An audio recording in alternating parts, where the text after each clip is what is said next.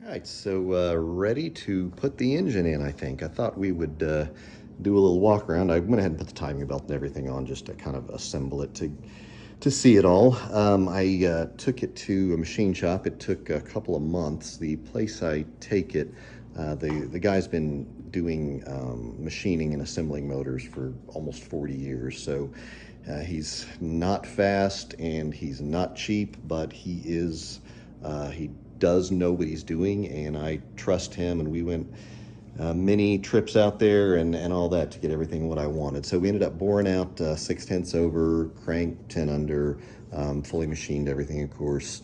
I bought two different sets of pistons before I got the ones I wanted. I wanted 15,000 sticking out of the block, and that's where we ended up. Then brought it home.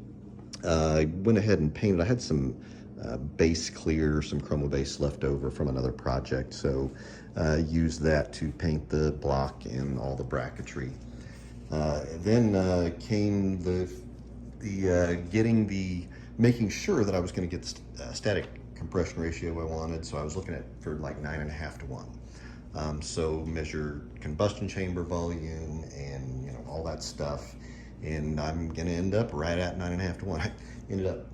I bought 3 different head gaskets so to get exactly what I want, but I think we're going to be there. And so then valve lash, I'm using the Vic 4080 billet cam, and it's got a little smaller bolt circle than stock as all the aftermarket cams do, and so you have to re-shim all the valves and get them all within spec.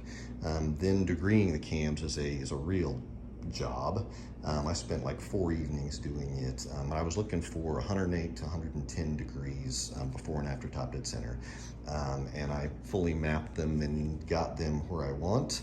And then we have some other goodies. I've got the 123 programmable distributor, genuine Weber 3236 carb.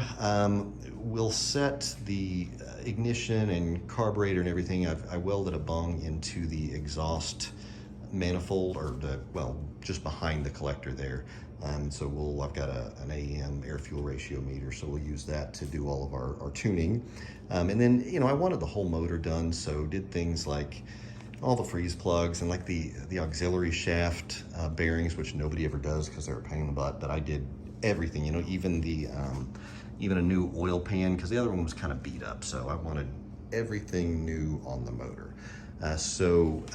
We switched to head studs. The head isn't bolted on right now. What I'm gonna do when I put it in is pull the head and the manifolds off as an assembly, and then put just the short block in there. That way I don't have to worry about hitting the firewall and that kind of stuff. So, and then I can just set the head on and torque it down once it's in there. So the goal, and what I think is reasonable, should be about 130 horse once everything is done, and that seems to be what's expected out of this combo. So pretty excited, and now I'll pull the head off, pull the timing belt back off, and drop it in the car and see what happens.